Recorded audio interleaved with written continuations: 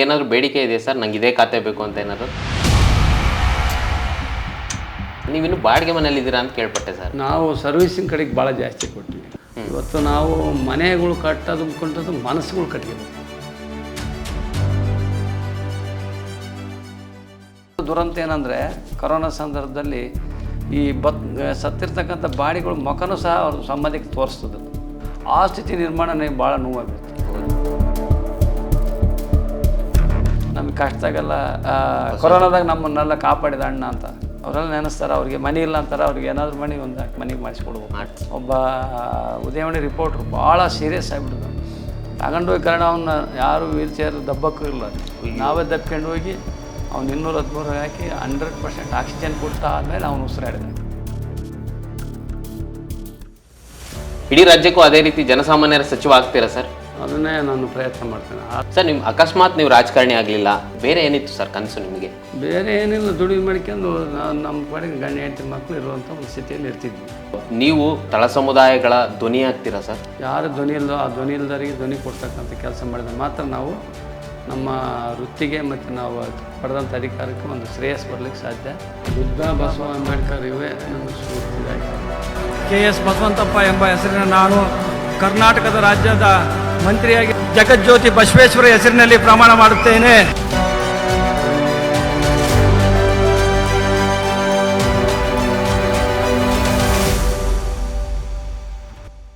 ರಾಜಕಾರಣದಲ್ಲಿ ಎರಡು ರೀತಿಯ ರಾಜಕಾರಣಿಗಳನ್ನ ಗಮನಿಸಬಹುದು. ಒಂದು ರಾಜಕಾರಣಕ್ಕೆ ಪ್ರವೇಶ ಪಡೆಯೋದು, ಇನ್ನೊಂದು ರಾಜಕಾರಣಕ್ಕೆ ಧುಮುಕೋದು. ನಾವು ಇವತ್ತು ಸಂದರ್ಶನ ಮಾಡ್ತಿರುವಂತಹ ವ್ಯಕ್ತಿ ರಾಜಕಾರಣಕ್ಕೆ ಧುಮುಕಿದವರಲ್ಲ, ರಾಜಕಾರಣಕ್ಕೆ ಪ್ರವೇಶವನ್ನ ಪಡೆದವರು. ಸಾಮಾನ್ಯ ಕಾರ್ಯಕರ್ತನಿಂದ ಸಚಿವರಾಗುವ ತನಕ ಬೆಳೆದು ನಿಂತಿರುವ, ತಮ್ಮ ಕ್ಷೇತ್ರದಲ್ಲಿ ಜನಸಾಮಾನ್ಯರ ಶಾಸಕ ಅಂತಾನೆ ಖ್ಯಾತಿ ಪಡೆದಿರುವಂತಹ ದಾವಣಗೆರೆ ಜಿಲ್ಲೆ ಮಾಯಕೊಂಡ ವಿಧಾನಸಭಾ ಕ್ಷೇತ್ರದ ಶಾಸಕರು, ಈಗ ಕರ್ನಾಟಕ ಸರ್ಕಾರದ ನೂತನ ಸಚಿವರು KS ಬಸವಂತಪ್ಪನವರು. ವೀಕ್ಷಕರೇ, ಈ ಸಂದರ್ಶನ ಬಹಳ ಪ್ರಮುಖವಾದದ್ದು. ದಯವಿಟ್ಟು ಪೂರ್ತಿ ಸಂದರ್ಶನವನ್ನ ನೋಡಿ ಮತ್ತು ಈ ಸಂದರ್ಶನ ನಿಮ್ಗೆ ಇಷ್ಟ ಆದರೆ ಹೆಚ್ಚು ಜನರಿಗೆ ಶೇರ್ ಮಾಡಿ. ನಮ್ಮ ಕನ್ನಡ ಪ್ಲಾನೆಟ್ ಯೂಟ್ಯೂಬ್ ಚಾನಲ್ನ ಸಬ್ಸ್ಕ್ರೈಬ್ ಮಾಡಿ. ಇದೇ ರೀತಿ ನಮ್ಮನ್ನ ಪ್ರೋತ್ಸಾಹಿಸಿ ನಮ್ಮ ಜೊತೆ ನಿಂತ್ಕೊಳ್ಳಿ. ಈಗ ಸಂದರ್ಶನವನ್ನ ಶುರು ಮಾಡೋಣ. ವೀಕ್ಷಕರೇ, ನಮ್ಮ ಜೊತೆ ಈಗ ಜನಸಾಮಾನ್ಯರ ಶಾಸಕರಂತಾನೆ ಖ್ಯಾತಿ ಹೊಂದಿದ್ದಂತಹ KS ಬಸವಂತಪ್ಪನವರು, ದಾವಣಗೆರೆ ಜಿಲ್ಲೆ ಮಾಯಕೊಂಡ ತಾಲೂಕಿನ ಶಾಸಕರು, ಈಗ ಕರ್ನಾಟಕ ಸರ್ಕಾರದ ನೂತನ ಸಚಿವರಾಗಿ ಪ್ರಮಾಣವಚನ ಸ್ವೀಕರಿಸಿರುವಂತಹ KS ಬಸವಂತಪ್ಪನವರಿದ್ದಾರೆ. ಅವ್ರನ್ನ ಮಾತಾಡ್ತಾ ಹೋಗ್ತೀನಿ. ಸರ್, ಮೊದಲನೇದಾಗಿ ಕಂಗ್ರ್ಯಾಚುಲೇಷನ್ ಸರ್. ನಮ್ಮ ಕನ್ನಡ ಪ್ಲಾನೆಟ್ ಕಡೆಯಿಂದ ಭಾಳ ಖುಷಿಯಾಯಿತು ಸರ್. ಒಂದು ನಿಮ್ಮ ಬಗ್ಗೆ ರಿಸರ್ಚ್ ಮಾಡ್ತಾ ಹೋದಾಗ ನೀವು ಒಂದು ಜನಸಾಮಾನ್ಯರ ಶಾಸಕರು ಜಿಲ್ಲೆಯಲ್ಲಿ, ವಿಶೇಷವಾಗಿ ನಿಮ್ಮ ಮಾಯಕೊಂಡದಲ್ಲಿ ಎಲ್ಲರೂ sorry for the say this, ನಿಮ್ಮನ್ನ ಆಂಬುಲೆನ್ಸ್ ಬಸಪ್ಪ ಅಂತ ಕರೀತಾರೆ. ಯಾಕೆ ಈ ಥರ ಕರೀತಾರೆ ಸರ್? 108 ಅಂತ ನನಗೆ ಜನರು ಕರೀತಾರೆ. ಅಂದರೆ ಜನರಿಗೆ ಸಮಸ್ಯೆಗಳಿಗೆ ಕಷ್ಟಕ್ಕೆ ಸ್ಪಂದಿಸ್ತಾನಲ್ಲ, ಅವ್ರಿಗೆ ಯಾವುದೇ ಕಷ್ಟ ಇದ್ದರೂ ಸಹ ಅವರಿಗೆ ನಾನು ಖುದ್ದಾಗಿ ಹೋಗಿ ಅವರೆಲ್ಲ ಕಷ್ಟ ಸುಖಗಳು ನೋಡಿ ಅದೆಲ್ಲವನ್ನು ಪರಿಹರಿಸ್ಬರ್ತಕ್ಕಂಥ ಒಂದು ಕೆಲಸವನ್ನು ನಿರಂತರವಾಗಿ ಈಗೆಲ್ಲ 20-25 ವರ್ಷದಿಂದ ಮಾಡ್ಕೊಂತ ಬರ್ತಾನೆ. ಹಂಗಾಗಿ ನನಗೆ ಜನರು ಆಂಬುಲೆನ್ಸ್ ಬಸವಂತಣ್ಣ ಅಂತ, 108 ಬಸವಂತಣ್ಣ ಅಂತಾರೆ. ನಿರೀಕ್ಷೆ ಇತ್ತು ಸರ್, ನೀವು ಮೊದಲನೇ ಬಾರಿ ಶಾಸಕರಾದ್ರಿ, 2018ರಲ್ಲಿ ಕಂಟೆಸ್ಟ್ ಮಾಡಿದ್ರಿ, ಸೋಲ್ತೀರಾ, 2023ರಲ್ಲಿ ಗೆಲ್ತೀರಾ. ನಿರೀಕ್ಷೆ ಇತ್ತಾ ಈ ಸರಿ ಸಚಿವರಾಗ್ತೀರಿ ಅಂತ? ನಾವು ಮೊದಲು ಪ್ರಯತ್ನ ಇರ್ಬೇಕು, ನಾವೇನೋ ಗುರಿಯನ್ನು ಇಟ್ಕೋಬೇಕು. ಗುರಿಯನ್ನು ಇಟ್ಕೊಂಡಾಗ ಮಾತ್ರ ಏನಾದರೂ ಫಲ ಸಿಗ್ತದೆ. ಹಂಗೆ ನಾನು ಸರ್ವಿಸ್ ಕೊಟ್ಕೊಂತ ಬಂದೆ, ಜಿಲ್ಲಾ ಪಂಚಾಯತ್ ಮೆಂಬರ್ ಆದೆ ಆನಗೋಡು ಕ್ಷೇತ್ರದಿಂದ, ಅದೇ ಮಾಯಕೊಂಡ ಕ್ಷೇತ್ರ ವ್ಯಾಪ್ತಿ. ಹೌದು, ಆನಗೋಡಿನಿಂದ ನಂದು ಅಲ್ಲಿ ಜಿಲ್ಲಾ ಪಂಚಾಯತ್ ಸದಸ್ಯನಾಗಿ ತದನಂತರ ಅಲ್ಲಿ ಸರ್ವಿಸ್ ಕೊಟ್ಟು 5 ವರ್ಷ ಉತ್ತಮವಾಗಿ ಸರ್ವಿಸ್ ಕೊಟ್ಟೆ.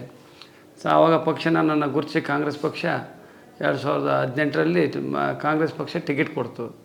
ಆಗ ಸ್ವಲ್ಪ ಮತದಲ್ಲಿ ಸೋತೆ, ಸ್ವಲ್ಪ ಅಂತರದಲ್ಲಿ ಸೋತೆ, ಭಾಳ ಏನು ಮಾತಲ್ಲ, ಸ್ವಲ್ಪ. ಆ ಸೋತ ದಿನದಿಂದ ನಾನು ಬಿಡಲಿಲ್ಲ. ಆ ಸೋತ ದಿನವೇ ದಿನವೇ ಎದ್ದು ನಾನು ಹೊಂಟ್ಬಿಟ್ಟು ಜನರ ಹತ್ರ. ಅಲ್ಲಿಂದ ನಿರಂತರವಾಗಿ 5 ವರ್ಷ ನಾನು ಜನರ ನಡುವೆ ಬಂದಂಥ ಏನೇ ಕಷ್ಟ ಸುಖ ಇರ್ಬೋದು, ಕೊರೋನಾದಿರ್ಬೋದು, ಬೇರೆ ಬೇರೆ ಏನೇ ಸಮಸ್ಯೆಗಳಿದ್ರು ಅವನ್ನೆಲ್ಲವನ್ನು ಬಗೆಹರಿಸಿ ಜನರ ಮಧ್ಯೆ ಇದ್ದೆ. ಆಗ ಮತ್ತೆ ನನಗೆ 2023ರಲ್ಲಿ ಟಿಕೆಟ್ ಕೊಟ್ಟರು. ಆಗ ಅತಿ ಹೆಚ್ಚು ಜಿಲ್ಲೆಯಲ್ಲಿ ಅತಿ ಹೆಚ್ಚು ಮತ ಅಂತ ಗೆದ್ದೇನೆ ಸರ್. ಇನ್ನೊಂದು ಭಾಳ ವಿಶೇಷವಾಗಿ ಅಂದರೆ ಈ ಸರಿ ಏನು ಖಾತೆ ಕೊಟ್ಟಿದ್ದಾರೆ, ಅದರಲ್ಲಿ ನಿಮ್ಗೆ ಏನಾದರೂ ಬೇಡಿಕೆ ಇದೆ ಸರ್? ನಂಗೆ ಇದೇ ಖಾತೆ ಬೇಕು ಅಂತ ಏನಾದ್ರು? ಆ ಥರ ಯಾವುದೇ ಬೇಡಿಕೆ ಇಟ್ಕೊಂಡಿಲ್ಲ. ನಮ್ಮ ಮಾನ್ಯ ಮುಖ್ಯಮಂತ್ರಿಗಳಾಗಿರ್ತಕ್ಕಂಥ ಡಿ.ಕೆ. ಶಿವಕುಮಾರ್ ಸಾಹೇಬರು ಯಾವ ಖಾತೆ ಕೊಟ್ಟರು ಸಹ ನಾವು ಸಮರ್ಪಕವಾಗಿ ನಿರ್ವಹಣೆ ಮಾಡ್ತಕ್ಕಂಥ ಕೆಲಸ ಮಾಡ್ತೀನಿ. ಇನ್ನು ಪ್ರಮಾಣ ವಚನ ಸ್ವೀಕರಿಸಿ ಮೊನ್ನೆ ನೀವು ಇದಕ್ಕೆ ಹೋಗಿದ್ರಿ ನಿಮ್ಮ ಕ್ಷೇತ್ರಕ್ಕೆ. ಹೋದ ತಕ್ಷಣ ನೀವು ಮೊದಲು ಜಮೀನಿಗೆ ಹೋದ್ರಿ, ನಿಮ್ಮ ಮನೆಗೆ ಹೋಗೋದಕ್ಕೂ ಮೊದಲು ರೈತರ ಸಮಸ್ಯೆಗಳ ನಿಮ್ಮೂರಲ್ಲಿ ಭಾಳ ವಿಶೇಷವಾಗಿ ನೀರಿನ ಸಮಸ್ಯೆ ಇದೆ ಸರ್. ನೀರಿನ ಸಮಸ್ಯೆ, ರಸ್ತೆ ಸಮಸ್ಯೆ, ಭಾಳ ನಮ್ಮ ಕೆರೆ ತುಂಬಿಸೋ ಯೋಜನೆಗಳು ಇವೆಲ್ಲ ವಿರೋಧ ಅಂತ ನನಗೆ ಭಾಳ ಜ್ವಾಲಾಂತ ಸಮಸ್ಯೆಗಳಿದಾವೆ. ಅವೆಲ್ಲವನ್ನು ಸಹ ನಾನು ಈಗ ಅದಕ್ಕೆ ಪರಿಹಾರ ಕಾಣ್ತಕ್ಕಂಥ ಒಂದು ಗಮನ ಹರಿಸ್ತೇನೆ. ಮತ್ತು ಅದಕ್ಕೆ ಮಾನ್ಯ ಮುಖ್ಯಮಂತ್ರಿಗಳ ಜೊತೆಗೆ ನಾನು ಚರ್ಚೆ ಮಾಡಿ ನನ್ನ ಕ್ಷೇತ್ರಕ್ಕೆ ವಿಶೇಷವಾಗಿ ಅದು ನಂದು ಮೊದಲನೇದಾಗಿ 100% ರೂರಲ್ ಏರಿಯಾ. ಹೌದು, ಯಾವುದೇ ಪುರಸಭೆ, ನಗರಸಭೆ, ಪಟ್ಟಣ ಪಂಚಾಯತಿ, ಪಾಲಿಕೆ ಇಲ್ಲ, ಮತ್ತು ತಾಲೂಕು ಇಲ್ಲ. ನನ್ನ ಗ್ರಾಮ ಪಂಚಾಯತಿ ಹೆಡ್ ಕ್ವಾರ್ಟರ್ ನಂದು, ನನ್ನ ಮಾಯ್ಕೊಂಡ. ಈ ರೀತಿ ಇರ್ತಕ್ಕಂಥ ಒಂದು ಇಡೀ ವಿಸ್ತೀರ್ಣ ಬರೀ ಗ್ರಾಮೀಣ ಪ್ರದೇಶ ಇರೋದ್ರಿಂದ ರಸ್ತೆಗಳು, ಸಂಪರ್ಕ ರಸ್ತೆಗಳು ಭಾಳ ಇದ್ದಾವೆ. ಕೆಲವು ಕಡೆಗೆ ಹೆಂಗಂದರೆ 90% ನಗರ ಪಾಲಿಕೆ ಇರ್ತೈತಿ, ಒಂದೇ ಒಂದು ಜಿಲ್ಲಾ ಪಂಚಾಯತಿ ಇರ್ತವೆ. ಅವರಿಗೆ ಜಿಲ್ಲಾ ಪಂಚಾಯತಿ ಗ್ರಾಮೀಣ ಅಭಿವೃದ್ಧಿನೂ ಗ್ರ್ಯಾಂಟ್ ಬರುತ್ತೆ, ನಗರ ಅಭಿವೃದ್ಧಿನೂ ಗ್ರ್ಯಾಂಟ್ ಬರುತ್ತೆ. ಆದರೆ ನಂದು ನಗರ ಇರೋದ್ರಿಂದ ಒಂದೇ ಗ್ರ್ಯಾಂಟನ್ನು ಕಾಯಬೇಕು, ಒಂದಕ್ಕೆ ಸೀಮಿತ ಆಗಿರೋದ್ರಿಂದ. ಆದರೆ ನನ್ನ ಒಂದು ಕಡೆಗೆ ಹೆಚ್ಚಿನ ಒಲವನ್ನು ನಮ್ಮ ಮಾನ್ಯ ಮುಖ್ಯಮಂತ್ರಿಗಳು ತೋರಿಸ್ತಾರೆ ಅಂತಕ್ಕಂಥ ಭರವಸೆ ಐತಿ ಅವರು. ಯಾಕಂದರೆ ನನ್ನ ಬಗ್ಗೆ ಭಾಳ ಕಾಳಜಿ ವಹಿಸಿ, ಇಲ್ಲ ನಮ್ಮ ಹುಡುಗ ಮಾಡಬೇಕು ಅಭಿವೃದ್ಧಿ ಅಂತಕ್ಕಂಥದ್ದನ್ನು ಅವರು ಆಶೀರ್ವಾದ ನಮ್ಮ ಮೇಲೆ ಐತಿ. ಸರ್, ಇಷ್ಟು ದಿನ ನೀವು ಶಾಸಕರಾಗಿದ್ರಿ, ಕೇವಲ ಒಂದು ತಾಲೂಕಿಗೆ ಮತ್ತು ನಿಮ್ಮ ಕ್ಷೇತ್ರಕ್ಕೆ ಮಾತ್ರ ಸೀಮಿತವಾಗಿದ್ದೀರಿ. ಈಗ ಇಡೀ ರಾಜ್ಯಕ್ಕೆ ನೀವು ಸಚಿವರಾಗಿದ್ದೀರಾ. ಸೊ ಇದೇ ರೀತಿ ನಿಮ್ಮ ಕ್ಷೇತ್ರದಲ್ಲಿ ಏನು ಹೆಸರಿತ್ತು, ಆಂಬುಲೆನ್ಸ್ ಬಸಪ್ಪ ಅಂತ ಆಗಿರ್ಬೋದು, ಇಲ್ಲ ಜನಸಾಮಾನ್ಯರ ಶಾಸಕ ಅಂತ ಹೆಸರಿತ್ತು, ಇಡೀ ರಾಜ್ಯಕ್ಕೂ ಅದೇ ರೀತಿ ಜನಸಾಮಾನ್ಯರ ಸಚಿವ ಆಗ್ತೀರಾ ಸರ್? ಅದನ್ನೇ ನಾನು ಪ್ರಯತ್ನ ಮಾಡ್ತೇನೆ. ಆ ಥರದನ್ನೇ ನಡ್ಕೊಂಡು ಅದೇ ರೀತಿ ಜನಸಾಮಾನ್ಯರ ಸಚಿವನಾಗಿ ಇಡೀ ನಮ್ಮ ರಾಜ್ಯದಲ್ಲಿರ್ತಕ್ಕಂಥ ನನಗೆ ಕೊಟ್ಟಂಥ ಏನು ಇಲಾಖೆಯನ್ನು ನಿರ್ವಹಣೆ ಮಾಡೋದ್ರ ಜೊತೆಗೆ ಬೇರೆ ಬೇರೆ ಇಲಾಖೆಗಳಲ್ಲಿ ಸಹ ನಾನು ಅಲ್ಲಿ ಚರ್ಚೆ ಮಾಡಿ ಅಲ್ಲಿ ನಾನು ಜನರಿಗೆ ಪರಿಹಾರ ಕೊಡ್ತಕ್ಕಂಥ ವ್ಯವಸ್ಥೆಯನ್ನು ಅವ್ರ ಜೊತೆಗೆ ಸಂಬಂಧಪಟ್ಟ ಸಚಿವರ ಜೊತೆ ಚರ್ಚೆ ಮಾಡಿ ನ್ಯಾಯ ಕೊಡಿಸ್ತಕ್ಕಂಥದ್ದು ಕಡೆ ಗಮನ ಹರಿಸಿ ಇಡೀ ರಾಜ್ಯದಲ್ಲಿ ಎಲ್ಲ ಸಮುದಾಯದವರಿಗೆ, ಎಲ್ಲ ವರ್ಗದ ಬಡವರಿಗೆ ನ್ಯಾಯ ಕೊಡಿಸೋಕ್ಕೆ ನಾನು ಪ್ರಾಮಾಣಿಕ ಪ್ರಯತ್ನ ಮಾಡ್ತೀನಿ. ಸರ್, ನಿಮ್ಮ ತಂದೆ ತಾಯಿ ಬಗ್ಗೆ ತಿಳ್ಕೊತ ಹೋದಾಗ ಅವರು ಪೌರ ಕಾರ್ಮಿಕರಾಗಿದ್ದರಂತೆ, ನೀವು ಸಹ ಅದೇ ರೀತಿ ಕೆಲಸ ಮಾಡಿ ಬಂದಿದ್ದೀರಂತೆ. ಹೇಗಿತ್ತು ಸರ್ ನಿಮ್ಮ ಬಾಲ್ಯ? ಮತ್ತು ನಾವೆಲ್ಲ ಭಾಳ ಕಷ್ಟ ಜೀವನ. ನಮ್ಮಪ್ಪ ವೇಟ್ ಲಿಫ್ಟರ್ ಇದ್ದರು ಮೊದಲೇ. ಕೆ ಮಲ್ಲಪ್ಪ ಅಂತ ಮಾಜಿ ಶಾಸಕರು, ಅವರ ಇದರಲ್ಲಿ ಗರಡಿಯಲ್ಲಿ ಬೆಳೆದವರು ನಮ್ಮ ಅಪ್ಪಾಜಿ. ಅವಾಗ ಒಂದು ಬೀರೇಶ್ವರ ಯಾಮ್ ಶಾಲೆ ಅಂತಿತ್ತು, ಅಲ್ಲಿ ಅವರು ನಿರಂತರವಾಗಿ ಅವರ ಒಂದು ಮಲ್ಲಪ್ಪನ ಗರಡಿಯಲ್ಲಿ ಬೆಳೆದು ಅವರು ಆ ಒಂದು ಇದರಿಂದ ಬಂದಂತಹ ಸಂದರ್ಭದಲ್ಲಿ ಅವರಿಗೆ ಮಲ್ಲಪ್ಪನವರು ಮತ್ತು ಎಲ್ಲ ಸೇರಿಬಿಟ್ಟು ಅವರಿಗೆ ಪೌರ ಕಾರ್ಮಿಕ ಅಂತಂದೇಳಿ ನಮ್ಮ ಅಪ್ಪಾಜಿಯರು ಸೇರಿಸಿದಾಗ, ಆಗ ಅವರು ವೇಟ್ ಲಿಫ್ಟರ್ ಆದಮೇಲೆ ಮತ್ತೆ ಅವ್ರಿಗೆ ಮೇಸ್ತ್ರಿಯಾಗಿ ಪ್ರಮೋಷನ್ ಆಯಿತು. ತದನಂತರ ಮನೆ ನಿರ್ವಹಣೆ ಮಾಡೋದು ಕಷ್ಟ ಅಂತಂದೇಳಿ 4-5 ಜನ ನಾವು ಮಕ್ಕಳದರ ಒಂದೇ ಸಂಬಳ ಸಾಲಲ್ಲ ಅಂತಂದರೆ ನಮ್ಮ ತಾಯಿನೂ ಸಹ ಪೌರ ಕಾರ್ಮಿಕರಾಗಿ ಸೇರಿಸಿದ್ವಿ. ಅಲ್ಲಿಂದ ತಂದೆ ತಾಯಿ ಇಬ್ಬರು ಪೌರ ಕಾರ್ಮಿಕರಾಗಿ ಕೆಲಸ ಮಾಡ್ತಾಯಿದ್ರು. ಅಲ್ಲೇ ನಿರಂತರವಾಗಿ ನಮ್ಮ ಜೀವನ ನಡೆಸ್ಕೊಂಡು ಬರ್ತಾಯಿದ್ವಿ. ನಾವು ಮಕ್ಕಳನ್ನ ಅದೇ ಕಷ್ಟದಲ್ಲಿ ಓದಿಸ್ತಿದ್ವಿ. ನಾವು ಎಷ್ಟು ಜನ ಮಕ್ಕಳು ಸರ್ ನೀವು? ನಾವು 5 ಜನ ಇದ್ವಿ. ಅದರಲ್ಲಿ ನಾವೆಲ್ಲರೂ ಸಹ ಕಷ್ಟದಿಂದ ಓದಿ ಬಂದಿರ್ತಕ್ಕಂಥವ್ರು. ಮತ್ತು ಈ ರೀತಿ ನಮ್ಮ ನಿರ್ವಹಣೆ ಮನೆ ಕಡೆನೂ ನೋಡಬೇಕು, ನಮ್ಮನ್ನು ನೋಡ್ತಕ್ಕಂಥ ಕೆಲಸವನ್ನು ತಂದೆ ತಾಯಿಗಳು ಭಾಳ ಜವಾಬ್ದಾರಿಯಿಂದ ಮಾಡಿದ್ರು. ಸರ್, ಸಾಮಾನ್ಯವಾಗಿ ಶಾಸಕರಾದ್ರೆ ದೊಡ್ಡ ದೊಡ್ಡ ಬಂಗ್ಲೆ ಕಟ್ಸ್ಕೊಂತಾರೆ. ನೀವು ರಾಜಕಾರಣಕ್ಕೆ ಎಂಟ್ರಾದ್ರೆ, ಅದ್ರ ಜಿಲ್ಲಾ ಪಂಚಾಯತ್ ಅಧ್ಯಕ್ಷರಾಗಿದ್ದರೆ ನೀವು ಅಲ್ಲಿಗೆ ಎಂಟ್ರಾದ್ರೆ ದೊಡ್ಡ ದೊಡ್ಡ ಬಂಗ್ಲೆಗಳು. ನೀವಿನ್ನು ಬಾಡಿಗೆ ಮನೇಲಿದ್ದೀರಾ ಅಂತ ಕೇಳ್ಪಟ್ಟೆ ಸರ್. ನಾವು ಸರ್ವಿಸಿಂಗ್ ಕಡೆಗೆ ಭಾಳ ಜಾಸ್ತಿ ಕೊಟ್ವಿ, ಅಂದರೆ ಜನಸೇವೆ ಕೊಟ್ಟಿವಿ. ನಾವು ಗುರಿಯನ್ನು ಮುಟ್ಟಬೇಕು ಅನ್ನೋ ಒಂದು ಇದನ್ನು ಇಟ್ಕೊಂಡಿದ್ವಿ, ಧ್ಯೇಯನ ಇಟ್ಕೊಂಡಿದ್ವಿ. ಆ ಗುರಿ ಮುಟ್ಟಿದ್ರೆ ಮಾತ್ರ ನಮ್ಗೆ ಏನಾದರೂ ಒಂದು ಮುಂದಿನ ದಿನಗಳಲ್ಲಿ ಒಳ್ಳೇದಾಗತ್ತೆ ಅಂತಕ್ಕಂಥ ಭಾವನೆ ಇಟ್ಕೊಂಡ್ರೆ, ಆ ಒಂದು ಗುರಿ ಇಟ್ಕೊಂಡು ಸಾಮಾನ್ಯ ಜನರ ಜೊತೆಗೆ ಇದ್ದೊಂದು ಯಾರಿಗೂ ಸಹ ನೋವಾಗದ ರೀತಿಯಲ್ಲಿ ನಾವು ಸೇವೆ ಮಾಡ್ಕೊಂಬೋದಕ್ಕೆ ಇವತ್ತು ನಾವು ಮನೆಗಳು ಕಟ್ಟೋದು ಮನಸ್ಸುಗಳು ಕಟ್ಕೋಬೇಕು. ಭಾಳ ಚೆನ್ನಾಗಿದೆ. ಮನಸ್ಸುಗಳು ಕಟ್ಟಿದ್ರೆ ಹೌದು, ಒಂದಕ್ಕೊಂದು ಮನಸ್ಸುಗಳು ಬಂತಂದ್ರೆ ಅದು ದೊಡ್ಡ ಮನೆ. ಅದು ನಾವು ದೊಡ್ಡ ಮನೆ ಕಟ್ಟಿ ಮನಸ್ಸುಗಳೆಲ್ಲ ಬೇರೆ ಬೇರೆ ಇತ್ತಂದ್ರೆ ಮನಸ್ಸುಗಳು ಬೈಕಂತ ಇರ್ತಾವೆ ಊರು ತುಂಬ, ಅದಕ್ಕೆ ವ್ಯಾಲ್ಯೂ ಇರಲ್ಲ. ಮನಸ್ಸುಗಳು ಮೊದಲು ಕಟ್ಕೊಂಡು ನಾವು ಮನೆಯೂ ಕಟ್ಕೋಬೇಕು. ಎರಡನ್ನೂ ಸಹ ಸರಿದೂಗಿಸ್ಕೊಂಡು ಹೋಗಿ ನಾವು ನಿರ್ವಹಣೆ ಮಾಡ್ತಕ್ಕಂಥದ್ದು ಕಟ್ಕೋಬೇಕು. ಈಗ ಅದಾಗಲೇ ನಮ್ಮ ಮಗನಿಗೆ ಸಹ ಮಕ್ಕಳು, ಈಗೆಲ್ಲ ನನ್ನ ಮಗಳು ಡಾಕ್ಟ್ರ್ ಓದ್ತಾರೆ. ನನ್ನ ಮಗನಿಗೆ ಸಹ ಬಿಸ್ನೆಸ್ ಹಚ್ಕೊಟ್ಟೆ, ಅವನಿಗೆ ಸಹ ದುಡಿತಾ ಇದ್ದಾನೆ. ಈಗ ಅವನೇನೋ ಟೈರ್ ಏಜೆನ್ಸಿ ಮತ್ತು ಆಯಿಲ್ ಏಜೆನ್ಸಿ ಈ ರೀತಿ ಮಾಡ್ತಾನೆ. ಅವನಿಗೆ ಈಗ ಆರ್ಥಿಕವಾಗಿ ಒಂದು ಸ್ವಲ್ಪ ಎಲ್ಲ ಸ್ವಾವಲಂಬಿ ಆಗ್ತದ್ರೆ. ಅದರಿಂದ ನಾವು ಸೇರ್ಕೊಂಡು ಮತ್ತು ಈಗ ಮುಂದೆ ನಾವು ಒಂದು ಉತ್ತಮ ಮನೆ ಕಟ್ಕೊಂತೀವಿ. ನಿಮ್ಮ ಎಜುಕೇಷನ್ ಕ್ವಾಲಿಫಿಕೇಶನ್ ಏನು ಸರ್? ನಾನು PUC ವರೆಗೂ ಓದಿದ್ದೀನಿ ಸರ್. ಅಲ್ಲಿ ರಾಜಕಾರಣಕ್ಕೆ ಹೇಗೆ ಎಂಟರ್ ಆಗಿದ್ದೀವಿ? ಹಾಗಾದರೆ PUCಯಿಂದ ಓದ್ತಾಗ ನಾವು ಆಗ ನಮ್ಮ ಮಾವರ ಆಂಜನೇಯರು ಬಂದ ರಾಜಕಾರಣದಲ್ಲಿ ಅವ್ರು ನಿರಂತರವಾಗಿ ನಮ್ಮ ಅಮ್ಮನ ತಮ್ಮರವರು, ಅವ್ರ ಜೊತೆಯಲ್ಲಿ ನಾವು ಅವ್ರೇನು ಒಂದು ಸ್ವಲ್ಪ ನ್ಯಾಯಬೆಲೆ ಅಂಗಡಿ ಮಾಡಿದರು, ಅದನ್ನು ನಾವು ನಿರ್ವಹಣೆ ಮಾಡ್ತಕ್ಕಂಥದ್ದು ಕಡೆಗೆ ಹೋದೆ. ಅಲ್ಲೇ ನಿರ್ವಹಣೆ ಮಾಡ್ಕೊಂತ ನಾನು ಅಲ್ಲಿ ಇದರಲ್ಲೇ ಮಾಡ್ಕೊಂಡು ಸಣ್ಣ ಪುಟ್ಟ ಜನರಿಗೆ ಕಷ್ಟ ಸುಖ ಮತ್ತು ಅವ್ರಿಗೆ ಪೆನ್ಷನ್ ಕೊಡೋದಿರ್ಬೋದು, ವೃದ್ಧಾಪ್ಯ ವೇತನಗಳು ಇರ್ಬೋದು, ಇಂಥವನ್ನು ಮಾಡ್ಕೊಂತ ನಿರಂತರವಾಗಿ ಹೋದೆ. ನಾನು ತದನಂತರ ಆಂಜನೇಯವರ ಒಂದು ರಾಜಕೀಯ ಒಂದು ಏನು ಬೆಳವಣಿಗೆ ಜೊತೆಗೆ ನಾವು ಏನು ಅವ್ರ ಸೂಚನೆ ಕೊಡ್ತಾರೆ ಅದೇ ರೀತಿ ಕಾಂಗ್ರೆಸ್ ಪಕ್ಷಕ್ಕೆ ದುಡ್ಕಂತ ಬಂದು ನಾವು ಪೋಸ್ಟ್ ಹಚ್ಚೋದ್ರಿಂದ ಹಿಡಿದು ಬ್ಯಾನರ್ ಕಟ್ಟೋದ್ರಿಂದ ಹಿಡಿದು ಸಾಮಾನ್ಯ ಕಾರ್ಯಕರ್ತಾಗಿ ದುಡಿದ್ವಿ ಅಲ್ಲಿ. ಈಗ ಅದೇ ನಾನು ಅದನ್ನೇ ಆಗಲೇ ಹೇಳ್ದಂಗೆ ಶಾಸಕರು ಮತ್ತು ಸಚಿವರಂದರೆ ಫುಲ್ ಬ್ಯಾನರ್ಗಳು ಬಂಟಿಂಗ್ಗಳು, ಬಟ್ ನಿಮ್ದೇನು ಆ ಥರ ಕಾಣಲ್ಲ ಸರ್. ಆ ಥರ ಆಮೇಲೆ ನಿಮ್ಮ ಮುಂದೆ ಫುಲ್ಲು ಜನಜಂಗುಳಿ ಇರೋದು ಆ ಥರದ್ದೇನು ಇಲ್ಲ. ನೀವು ಸಾಮಾನ್ಯವಾಗಿ ಓಡಾಡ್ತೀರಾ, ಬಸ್ ಸ್ಟ್ಯಾಂಡ್ನಲ್ಲಿ ಇರ್ತೀರಾ. ಮೊನ್ನೆ KSRTC ಬಸ್ಸಲ್ಲಿ ಬಂದ್ರಂತೆ. ನಾನು ಶಾಸಕನಾದ್ನಿಂದನೂ ಬಸ್ನೆಲ್ಲ ಬರ್ತಾ ಇರೋದು. ಬೆಂಗಳೂರಿಗೆ ಬರಬೇಕು ಅಂದ್ರೆ ನಾನು ರಾತ್ರಿ 11:30 ಬಸ್ ಹತ್ತಿದ್ದೆ. ಬೆಳಗ್ಗೆ ಇಲ್ಲಿ ಮೆಜೆಸ್ಟಿಕ್ನಾಗ ಆಟ ಹಚ್ಕೊಂಡು ಸೀದಾ ಗೆಸ್ಟ್ ಹೌಸಿಗೆ ಬಂದು ನಮ್ಮದು ನಿರಂತರವಾಗಿ ಇಲ್ಲಿ ಜನರ ಬೆಂಗಳೂರಲ್ಲಿ ನಮ್ಮ ಕ್ಷೇತ್ರದ ಕೆಲಸಗಳು ಮುಗಿಸ್ಕೊಂಡು ಮೀಟಿಂಗ್ ಅಟೆಂಡ್ ಮಾಡಿ ಮತ್ತೆ ನಾನು ಬಸ್ಸಲ್ಲೇ ರಾತ್ರಿ 11 ಗಂಟೆಗೆ ಮತ್ತೆ ರಿಟರ್ನ್ ಹೋಗಿ ಬೆಳಿಗ್ಗೆ ಅಲ್ಲಿ ಇಳಿತಿದ್ದೆ. ದಿನ ಒಂದು ದಿನಕ್ಕೋಸ್ಕರ ಎಲ್ಲ ನಿರಂತರವಾಗಿ ನಾನು ಗೆದ್ದಿನಿಂದನೂ ಸಹ ಗೆದ್ದಕ್ಕಿಂತ ಮೊದಲು ಸಹ ಅದೇ ಬಸ್ಸು ಅದೇ ಡ್ರೈವರ್ ಅದೇ ಕಂಡಕ್ಟರ್ಗಳು. ನಾನು ಸಹ KSRTC ನನಗೆ ಭಾಳ ಆತ್ಮೀಯ ಬಾಂಧವ್ಯ ಐತಿ.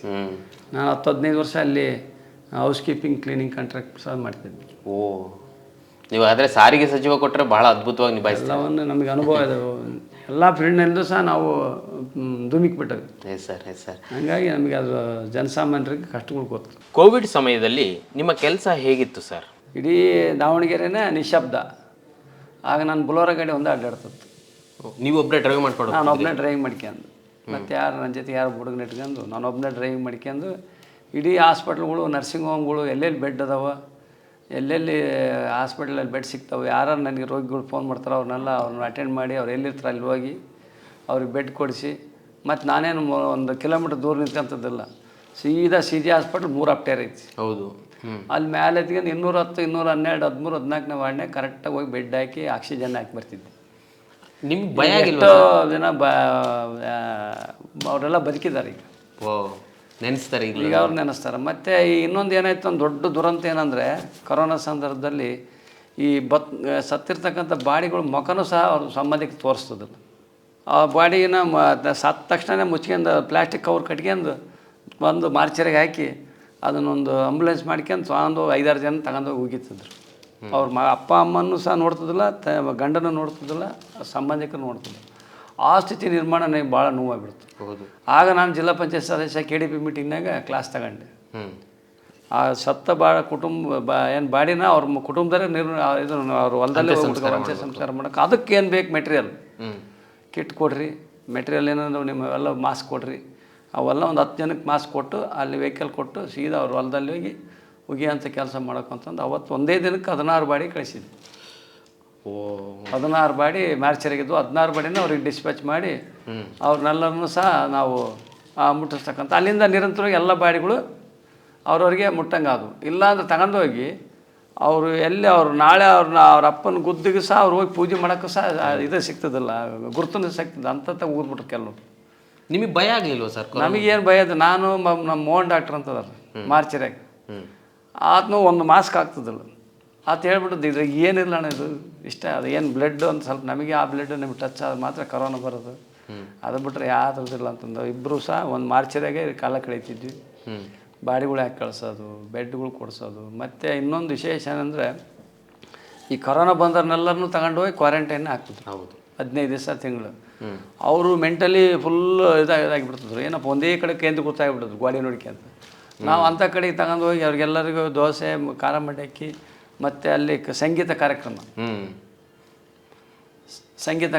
ಅವ್ರಿಗೆ ಅಲ್ಲಿ 1 ಗಂಟೆ ಸಂಗೀತ ಕಾರ್ಯಕ್ರಮ ಮಾಡಿ ಅವ್ರಿಗೆಲ್ಲರಿಗೂ ಮನಸ್ಸನ್ನು ಇದನ್ನು ವಿರಳಗೊಳಿಸಿ ಬರ್ತಕ್ಕಂಥ ಕೆಲಸನೂ ಮಾಡಿದೆ.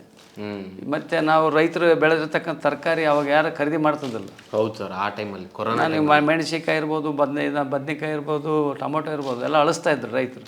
ನನ್ನ ಕೈಯಲ್ಲಿ ಆರ್ಥಿಕವಾಗಿ ಎಷ್ಟಿತ್ತು ಅಷ್ಟು ಕೊಟ್ಟು ಅವ್ರಿಗೆ ಭಾಳ ಏನಲ್ಲ, ಅವ್ರು ಬೀಜ ಗೊಬ್ಬರ ಖರ್ಚು ಮಾಡಿದ್ದಷ್ಟನ್ನು ಕೊಟ್ಟು ಅದನ್ನು ಖರೀದಿ ಮಾಡ್ಕೊಂಬಂದು ನಾನು ಎಲ್ಲ ಕಡೆಗೆ ಹಳ್ಳಿಗಳಲ್ಲಿ ಸ್ಲಮ್ ಏರಿಯಾಕ್ಕೆ ಹೋಗಿ ಕೊಡ್ತಿದ್ದೆ ಫ್ರೀಯಾಗಿ.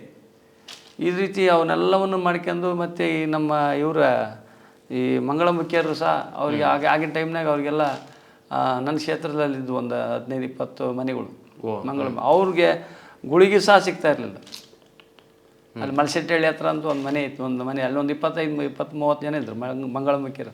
ಅವ್ರ ಊಟಕ್ಕೂ ಸಹ ಸಿಗ್ತಾ ಇರೋದು. ಅವ್ರಿಗೆಲ್ಲರಿಗೂ ಗುಳಿಗೆ, ಅವ್ರಿಗೇನು ಶುಗರ್ ಇದ್ದು ಶುಗರ್ ಗುಳಿಗೆ, ಬೇರೆ ಬೇರೆ ಅವ್ರಿಗೆ ಏನಾರು ಚೀಟಿ ಇದ್ವೆಲ್ಲ ತಗೊಂಬಂದು ಕೊಟ್ಟು, ಅವ್ರಿಗೆ ಕಿಟ್ ಕೊಟ್ಟು, ಮತ್ತು ಅವ್ರಿಗೆ ಲಾಸ್ಟಿಗೆ ಚಿಕನ್ ಕೊಡಿಸ್ತಿದ್ವಿ. ಸ್ವಲ್ಪ ಇದಾಗಲಿ ಅಂತ ಮಟನ್ ಚಿಕನ್ ಎಲ್ಲ ಸಪ್ಲೈ ಮಾಡಿ ಅವ್ರಿಗೆ ಕೋಳಿಗಳು ಚಿಕನ್ ಕೊಟ್ಟು ಅವ್ರೆಲ್ಲರೂ ಸಹ ಈಗೂ ಸಹ ಎಲ್ಲ ಬಂದಾಗಿತ್ತಲ್ಲ, ಹೆಂಗೆ ನಿಭಾಯಿಸ್ತೀರಿ? ಎಲ್ಲ ಕಡೆ ನಾವು ಅದನ್ನ ನಮ್ಮವೇ ಆದಂಥ ಪಾಯಿಂಟ್ ಇದ್ವು, ಅಲ್ಲಿ ತಗೊಂಬರ್ತಿದ್ವಿ. ನಮ್ಮವಾದಂಥ ಪಾಯಿಂಟ್ಗಳು ಇದ್ವಲ್ಲ, ಅಲ್ಲಿ ತಗೊಂಬಂದು ನಾವೆಲ್ಲ ಸಪ್ಲೈ ಮಾಡ್ತಿದ್ವಿ. ನಿಮ್ಮ ಮಂಗಳಮುಖಿಯರು ಸಹ ಇವತ್ತು ನೆನೆಸ್ತಾರೆ. ಅವರು ಸಹ ಇವತ್ತು ನನ್ನನ್ನು ನಮಗೆ ಕಷ್ಟದಾಗೆಲ್ಲ ಕೊರೋನಾದಾಗ ನಮ್ಮನ್ನೆಲ್ಲ ಕಾಪಾಡಿದ ಅಣ್ಣ ಅಂತ ಈಗೂ ಸಹ ನನ್ನ ಕ್ಷೇತ್ರದಾಗ ಅದಾರು. ಅವರೆಲ್ಲ ನೆನೆಸ್ತಾರೆ. ಅವ್ರಿಗೆ ಮನೆ ಇಲ್ಲ ಅಂತಾರೆ, ಅವ್ರಿಗೆ ಏನಾದರೂ ಒಂದು ಮನೆಗೆ ಮಾಡಿಸ್ಕೊಡ್ಬೇಕು ಅಂತ ಮನೆ ಅದೊಂದು ಭರವಸೆ ಐತೆ ನನಗೆ. ನಿಮ್ಮ ಸಂಬಂಧಿಕರಲ್ಲಿ ಯಾರಿಗಾರು ಕೊರೋನಾ ಬಂದಿತ್ತಾ ನಿಮ್ಮ ಆಟ ಸಂದರ್ಭದಲ್ಲಿ? ಮನೆಯವರಿಗೆ ಸ್ವಲ್ಪ ಹಂಗೆ ಜ್ವರ ಬರೋದು ಅದು. ನನಗೆ ಸಹ ಒಂದು ಸ್ವಲ್ಪ ಏನು ಬರಲಿಲ್ಲ, ನನಗೇನು ಅಂತ ಏನು ಮೇಜರ್ ಇಲ್ಲ. ಸುಮ್ಮನೆ ನಾವು ಸ್ವಲ್ಪ ರೆಸ್ಟ್ ತಗೊಂಡು ಅಷ್ಟು ಬಿಟ್ಟರೆ ಮತ್ತು ಯಾವುದೇ ರೀತಿಯಿಂದ ನಾವು ಇದಾಗಲಿಲ್ಲ. ನಮಗೆ ಮಾಸ್ಕ್ ಒಂದು ಬಿಟ್ಟರೆ ಅದು ಇನ್ನೇನು ನಮಗೆ ಅದ್ರ ಬಗ್ಗೆ ಏನಿದೆ ಒಂದು ಸ್ವಲ್ಪ ನಾವು ನಮ್ಮ ಒಂದು ವೈಯಕ್ತಿಕ ನಮ್ಮ ಇದ್ರ ಮೇಲೆ ಹೋಗುತ್ತೆ ಅದು ನಿರ್ಧಾರ. ನಾವು ಯಾವ ಥರ ಮನಸ್ಥಿತಿ ನಿರ್ಣಯಿಸಿ ಅದ್ರ ಮೇಲೆ. ಅಲ್ಲ, ಕೆಲವರಿಗೆ ಇದೆ ಶಾಸಕ ಸಚಿವ ರಾಜಕಾರಣಿ ಅಂದ್ಬಿಟ್ರೆ ಒಂದು ಹಮ್ಮು ಬಿಮ್ಮು ಇರುತ್ತೆ. ನೀವು ನಾನು ಫೋನ್ ಮಾಡಿದ್ರು ಎತ್ತುತ್ತೀರಾ, ಇನ್ನೊಬ್ರು ಫೋನ್ ಮಾಡಿದ್ರು ಎತ್ತುತ್ತೀರಾ, ಅನ್ನೋನ್ ನಂಬರು ಎತ್ತುತ್ತೀರಾ, ಹೇಗೆ ಸರ್ ಇದು? ನಮ್ಮ ನಿರಂತರವಾಗಿ ಐಸಿ ಅದು ನಮಗೆ ಅಟ್ಯಾಚ್ಮೆಂಟ್ ಇಲ್ಲ ಅಂದ್ರೆ ಆಗಲ್ಲ. ಅದು ನಾವೇ ನಿರ್ವಹಣೆ ಮಾಡ್ತಾನೆ. ಸ್ವಲ್ಪ ಅದನ್ನು ಅದು ನಿರಂತರವಾಗಿ ಐತಲ್ಲ ಅದನ್ನೇ ಕಂಟಿನ್ಯೂ ಮಾಡ್ತೇವೆ ಅಷ್ಟೇ. ಖಂಡಿತ ಹಂಗೆ. ಹಂಗಾಗಿ ನಾವು ಈ ರೀತಿ ಸರ್ವಿಸ್ ಕೊಟ್ಟು ಕೆಲವರೆಲ್ಲ ಕೊರೋನಾದಾಗ ಫೋಟೋಕ್ಕೋಸ್ಕರ ನಾನು ಅದನ್ನು ಮಾಡಿದೆ ಇದನ್ನು ಮಾಡಿದೆ ಅಂತಂದ್ರೆ ಅದು ನಮ್ಮದು ಡೈರೆಕ್ಟಾಗಿ ನೀನು CG ಹಾಸ್ಪಿಟ್ಲ್ ಸೂಪ್ರೆಂಟ್ಗೂ ಬೆಡ್ ಸಿಗ್ತದಿಲ್ಲ, ನನಗೆ ಸಿಗ್ತದ್ದು. CG ಹಾಸ್ಪಿಟ್ಲ್ ಡಾಕ್ಟ್ರಿಗೆ ಬೆಡ್ ಸಿಗ್ತದಿಲ್ಲ, ನಾನೇ ಮೊದಲನೇ ಮಾಹಿತಿ ಬೆಡ್ ಎಲ್ಲರೂ ಒಂದು ಡೆತ್ ಆತಂದ್ರೆ ನನಗೆ ಹೇಳ್ತದೆ. ಆ ಡೆತ್ ಆ ಬಾಡಿಗೆ ಹೋಗಿ ತಂದು ಹಾಕ್ತಿದ್ದೆ. ನಮ್ಮ ನೌಕರರೆಲ್ಲರೂ ಮೊದಲು ನನಗೆ ತಿಳಿಸ್ತದ್ರು, ಅಣ್ಣ ಒಂದು ಡೆತ್ ಆಯ್ತು, ಈ ಬಾಡಿ ಇಲ್ಲಿ ಬೆಡ್ ಖಾಲಿ ಆಯ್ತು ಅಂದ ತಕ್ಷಣ ನಾನು ಅಲ್ಲಿಗೆ ಒಂದು ತಗೊಂಡು ಕರೆಕ್ಟಾಗಿ ಹೋಗಿಬಿಡ್ತಿದ್ದೆ. ನಿಮ್ಗೆ ಏನೋ ಹಾಕೊಂಡು ಹೋಗ್ಬಿಡೋದು. ಅಲ್ಲೇ ತಗೊಂಡು ಕರ್ಕೊಂಡು ಕುಂದಿಸ್ಕೊಂಡು ತಗೊಂಡು ಹೋಗಿ ಮೇಲೆ ವೀಲ್ ಚೇರ್ನಾಗ ತಗೊಂಡು ಹೋಗಿ ಒಬ್ಬ ಉದಯವಾಣಿ ರಿಪೋರ್ಟ್ರು ಭಾಳ ಸೀರಿಯಸ್ ಆಗಿಬಿಟ್ಟಿದ್ದವನು. ಉದಯವಾಣಿ ರಿಪೋರ್ಟ್ರು ಅಲ್ಲಿ ಮಾಯ್ಕೊಂಡದವನು. ಇನ್ನೇನು ನಾನು ಸತ್ಯಣ ಅಂತ ಅಂದ ಮಟ್ಟ ಕುಂತದ್ದು ಅಲ್ಲಿ ಅವನಿಗೆ ಬೆಡ್ ಇದ್ದಿಲ್ಲ. ನಾನು ಆಗ ಒಂದು 213ರಲ್ಲಿ ಒಂದು ಬೆಡ್ ಖಾಲಿ ಆಯ್ತು. ಅದನ್ನು ಡಾಕ್ಟ್ರೆಲ್ಲ ಫಿಕ್ಸ್ ಮಾಡ್ಕೊಂಬಿಟ್ಟಿದ್ದು ಅವ್ರ ಪೇಷಂಟ್ ಹಾಕಿ. ನನಗೆ ಆ ಹುಡುಗ ನಮ್ಮ ಸರ್ವೆಂಟ್ ಹೇಳಿದ್ರು, ಏನೋ ಹಿಂಗೆ ಖಾಲಿ ಆಯ್ತು ಅಂತ. ತಗೊಂಡೋಗಿ ಕನ್ನಡ ಅವನ್ನ ಯಾರು ವೀಲ್ ಚೇರ್ ದಬ್ಬಕ್ಕಿಲ್ಲ ಅಲ್ಲಿ. ನಾವೇ ದಬ್ಕೊಂಡು ಹೋಗಿ ಅವ್ನು 213 ಹಾಕಿ 100% ಆಕ್ಸಿಜನ್ ಕೊಟ್ಟ ಆದಮೇಲೆ ಅವನು ಉಸಿರಾಡಿದ. ಈಗ ಆರಾಮಾಗಿ ಡ್ಯೂಟಿ ಮಾಡಕತ್ತೆ. ಎಷ್ಟು ಸಾರ್ಥಕ ಬಿಡೋ. ನಾವೇನು ದೂರ ನಿಂತಲ್ಲ, ಅವ್ನಿಗೆ ಮಾಸ್ಕ್ ಸತಿಗಿದ್ದಲ್ಲ ಇವ್ನು ಹಾಕಿ ಕೊಡಕ್ಕೆ ಅವ್ನಿಗೆ ಹತ್ರ. ಮತ್ತು ಬೇರೆ ಪಕ್ಕದ ಬೆಡ್ನಾರ ತಗೊಂಬಂದು ಹಾಕಿ ಆಮೇಲೆ ಬೇರೆ ಬೆಡ್ಮಿಂಟಿಂದ ಅವರಿಗೆ ಸಿಸ್ಟ್ರಿಗೆ ಬೇರೆ ಕೊಡಿಸಿದ್ವಿ. ಅವ್ರಿಗೆ ಕೌಂಟ್ ಇರ್ತೈತಲ್ಲ. ಈ ರೀತಿಯಾದಂಥ ಒಂದು ಕೆಲಸವನ್ನು ಮಾಡ್ತಿದ್ವಿ ನಾವು. ಸುಮ್ಮನೆ ಈ ಯಾವುದೋ ಪೋಸ್ ಕೊಡೋಕ್ಕೋಸ್ಕರ ಮಾಡಿರ್ತಕ್ಕಂಥದ್ದಲ್ಲ, ನಿರಂತರವಾಗಿ ಜನರ ಸರ್ವಿಸ್ ಕೊಡೋಂಥ ಕೆಲಸ ನಮ್ಮದು. ಸರಿ, ಭಾಳ ಮುಖ್ಯವಾಗಿ ನೀರಿನ ಸಮಸ್ಯೆ ಇದೆಯಲ್ಲ ಸರ್, ಅದ್ರ ಬಗ್ಗೆ ಏನಾದರೂ ಕ್ರಮ ಕೈಗೊಂಡಿದ್ದೀರಾ? ಈಗೆಲ್ಲ ಕೆರೆ ತುಂಬಿಸ್ತಕ್ಕಂಥ ಯೋಜನೆ ಬಗ್ಗೆ ನಾವು ಮಾನ್ಯ ಸಚಿವರಾಗಿರ್ತಕ್ಕಂಥ ಮಲ್ಲಿಕಾರ್ಜುನ ಸಾಹೇಬ್ರು ನಾವು ಸೇರ್ಕೊಂಡು ಈಗಾಗಲೇ ಅದಕ್ಕೊಂದು ಹಂತ ಮಾಡಿ ನಮ್ಮ ಮುಖ್ಯಮಂತ್ರಿ 75 ಕೋಟಿ ರಿಲೀಸ್ ಮಾಡಿದ್ದಾರೆ. ಅದನ್ನು ಪೂರ್ಣಗೊಳಿಸ್ತಕ್ಕಂಥ ಕೆಲಸ ಮಾಡ್ತಾನೆ. Yes sir. ಸರ್, ನಿಮ್ಮ ಅಕಸ್ಮಾತ್ ನೀವು ರಾಜಕಾರಣಿ ಆಗಲಿಲ್ಲ, ಶಾಸಕ ಆಗಿಲ್ಲ, ಇವತ್ತು ಸಚಿವ ಆಗಿಲ್ಲ ಅಂದಿದ್ರೆ ಬೇರೆ ಏನಿತ್ತು ಸರ್ ಕನಸು ನಿಮಗೆ? ಬೇರೆ ಏನಿಲ್ಲ, ದುಡಿಮೆ ಮಾಡ್ಕೊಂಡು ನಮ್ಮ ಪಾಡಿಗೆ ಗಂಡ ಹೆಂಡತಿ ಮಕ್ಕಳು ಇರುವಂಥ ಒಂದು ಸ್ಥಿತಿಯಲ್ಲಿ ಇರ್ತಿದ್ವಿ. ಏನು ನಮಗಿನ್ನೇನು ಕೆಲಸ ಅಂತ ಸಿಗ್ತದಿಲ್ಲ. ಇನ್ನು ಅಲ್ಲಿ ಕೆಲಸಗಳು ಮಾಡ್ಕೊಂಡು ಯಾರು ಇದರಲ್ಲಿ ಕೆಲಸ ಮಾಡ್ಕೊಂಡು ಇರ್ಬೇಕಾಗತ್ತು. ಆದರೆ ನಾವು ರಾಜಕೀಯದಲ್ಲಿ ನಮ್ಮ ಮಾವರು ಬಂದ ಮೇಲೆ ಅವ್ರ ಜೊತೆ ಸೇರ್ಕೊಂಡು ಅವರು ಒಂದು ರಾಜಕೀಯ ಪ್ರೇರಣೆ ಕೊಟ್ಟ ಮೇಲೆ ನಾವು ಇಲ್ಲಿ ಮುಟ್ಟಿದ್ವಿ. ಈಗ ನಿಮ್ಮ ಜಿಲ್ಲೆಗೆ ಇಬ್ಬಿಬ್ಬರು ಸಚಿವರುಗಳಾಗಿದ್ದೀರ. ಈಗ ನಮ್ಮ ಜಿಲ್ಲೆಗೆ ಈಗ 2 ಸಚಿವರು ಹಿಂದೆ ನಮ್ಮ ಆಗಿರ್ತಕ್ಕಂಥ ಶಾಮನೂರು ಶಿವಶಂಕರಪ್ಪನವರು ಮತ್ತು ಅವ್ರ ಪುತ್ರರಾಗಿರ್ತಕ್ಕಂಥ SS ಮಲ್ಲಿಕಾರ್ಜುನರವರು, ಅವರು ಸಹ ಈಗಾಗಲೇ 3-4 ಬಾರಿ ಸಚಿವರಾದರು. ಅವರ ಅನುಭವವನ್ನು ನಾನು ಪಡ್ಕೊಂಡು ಇಡೀ ನನ್ನ ಜಿಲ್ಲೆಯ ಅಭಿವೃದ್ಧಿಗೆ ಪ್ರಾಮಾಣಿಕ ಕೆಲಸ ಮಾಡ್ತಾ ಇಬ್ಬರು ಸೇರಿ. ಸರ್, ಇನ್ನೊಂದು ಬಾಬಾ ಸಾಹೇಬರು ನಿಮಗೆ ಎಷ್ಟು ಸ್ಫೂರ್ತಿ ಸರ್? ಯಾಕಂದರೆ ನಿಮ್ಮ ಮನೆಯಲ್ಲಿ ಒಡನಾಟ ಮಾಡಿದಾಗ ಬಾಬಾ ಸಾಹೇಬ್ರ ಫೋಟೋಗಳು ಮತ್ತು ಬಾಬಾ ಸಾಹೇಬ್ರ ಚಿಂತನೆಗಳು, ಅಂಬೇಡ್ಕರ್, ಬುದ್ಧ, ಎಷ್ಟು ಸ್ಫೂರ್ತಿ ಸರ್ ಬಾಬಾ ಸಾಹೇಬ್ರು ನಿಮಗೆ? ಬುದ್ಧ, ಬಸವ, ಅಂಬೇಡ್ಕರ್ ಇವೇ ನಮ್ಮ ಸ್ಫೂರ್ತಿದಾಯಕಗಳು. ಇವು 3 ತ್ರಿಮೂರ್ತಿಗಳ ಒಂದು ಸಂಗಮ. ಮತ್ತು ಅದ್ರ ಗಾಂಧಿವಾದಿಗಳು ನಾವು. ಗಾಂಧಿ ನಮ್ಮ ಸಮುದಾಯಗಳು ಗಾಂಧಿ ಕುಟುಂಬ, ನೆಹರು ಕುಟುಂಬದನ್ನು ಇಂದಿರಾ ಗಾಂಧಿಯವರ ಅಟ್ಯಾಚ್ಮೆಂಟ್ ಬಂದಂತಕ್ಕಂಥ ಸಮುದಾಯಗಳು ನಾವು. ಹಂಗಾಗಿ ನಾವು ಅಂಬೇಡ್ಕರ ಒಂದು ತತ್ವ ಸಿದ್ಧಾಂತ, ಬಸವಣ್ಣನವರ ತತ್ವ ಸಿದ್ಧಾಂತ ಮತ್ತು ಬುದ್ಧನ ಶಾಂತಿಯ ಒಂದು ಮಂತ್ರ ಇವೆಲ್ಲವನ್ನು ಮೈಗೂಡಿಸ್ಕೊಂಡು ನಾವು ಜನರ ನಡುವೆ ಸರ್ವಿಸ್ ಮಾಡಕ್ಕೆ ಬರ್ತಾಯಿದ್ದೀವಿ. ಸರ್, ಇನ್ನೊಂದು ಅದೇ ನೀವು ತಳ ಸಮುದಾಯದಿಂದ ಬಂದವರು, ನೀವು ತಳ ಸಮುದಾಯಗಳ ಧ್ವನಿ ಆಗ್ತೀರಾ ಸರ್? ತಳ ಸಮುದಾಯಗಳು ಧ್ವನಿ ಇಲ್ಲದವರ ಧ್ವನಿ ಆಗ್ತೀರಾ ಸರ್? ಅಲ್ಲ, ಈಗ ನಾವು ಅದನ್ನೇ ಮಾಡಿದ್ರೆ ಮಾತ್ರ ನಮಗೆ ಶ್ರೇಯಸ್ಸಾಗೋದು. ಯಾರು ಧ್ವನಿ ಇಲ್ಲೋ ಆ ಧ್ವನಿ ಇಲ್ಲದವರಿಗೆ ಧ್ವನಿ ಕೊಡ್ತಕ್ಕಂಥ ಕೆಲಸ ಮಾಡಿದ್ರೆ ಮಾತ್ರ ನಾವು ನಮ್ಮ ವೃತ್ತಿಗೆ ಮತ್ತು ನಾವು ಪಡೆದಂಥ ಅಧಿಕಾರಕ್ಕೆ ಒಂದು ಶ್ರೇಯಸ್ ಬರಲಿಕ್ಕೆ ಸಾಧ್ಯ. ಅದಕ್ಕೆ ನಾನು ಹೆಚ್ಚು ಒತ್ತು ಕೊಡ್ತೇನೆ. ಈಗ ಯಾವುದೇ ಖಾತೆ ಕೊಟ್ಟರು ನಿಭಾಯಿಸ್ತೀರಾ? ಮಾನ್ಯ ಮುಖ್ಯಮಂತ್ರಿಗಳು ಅವ್ರ ಯೋಚನೆ ಬಿಟ್ಟದ್ದು, ಅವ್ರು ಯಾವ ಖಾತೆ ಕೊಟ್ಟರು ಸಮರ್ಪಕವಾಗಿ ನಾನು ನಿರ್ವಹಣೆ ಮಾಡ್ತಕ್ಕಂಥ ಕೆಲಸ ಮಾಡ್ತೇನೆ. Okay sir, thank you so much sir. ನಮ್ಮ ಜೊತೆ ಇಷ್ಟೊತ್ತು ನೀವು ಸಿಕ್ಕಿದ್ದಕ್ಕೆ ಭಾಳ ಖುಷಿ ಆಯಿತು. Thank you so much sir. ಖಂಡಿತ sir, thank you sir, thank you. ವೀಕ್ಷಕರೇ ನೋಡಿದ್ರಲ್ಲ, ಇದಿಷ್ಟು KS ಬಸವಂತಪ್ಪನವರು ಜನಸಾಮಾನ್ಯರ ಶಾಸಕರಾಗಿ ಈಗ ಜನಸಾಮಾನ್ಯರ ಸಚಿವರಾಗ್ತೀವಿ ಅಂತ ಕನಸನ್ನು ಕಂಡಿರೋರು. KS ಬಸವಂತಪ್ಪನವರ ಸಂದರ್ಶನ ಹೇಗಿತ್ತು ಅಂತ ಕಮೆಂಟ್ ಮಾಡಿ ತಿಳಿಸಿ, ಮತ್ತು ಇದೇ ರೀತಿ ಸಾಕಷ್ಟು ವಿಡಿಯೋಗಳಿಗಾಗಿ ನಮ್ಮ ಕನ್ನಡ ಪ್ಲಾನೆಟ್ ಯೂಟ್ಯೂಬ್ ಚಾನಲ್ನ ಸಬ್ಸ್ಕ್ರೈಬ್ ಮಾಡಿ ಮತ್ತು ನಮ್ಮನ್ನು ಬೆಂಬಲಿಸಿ. ನಮಸ್ಕಾರ.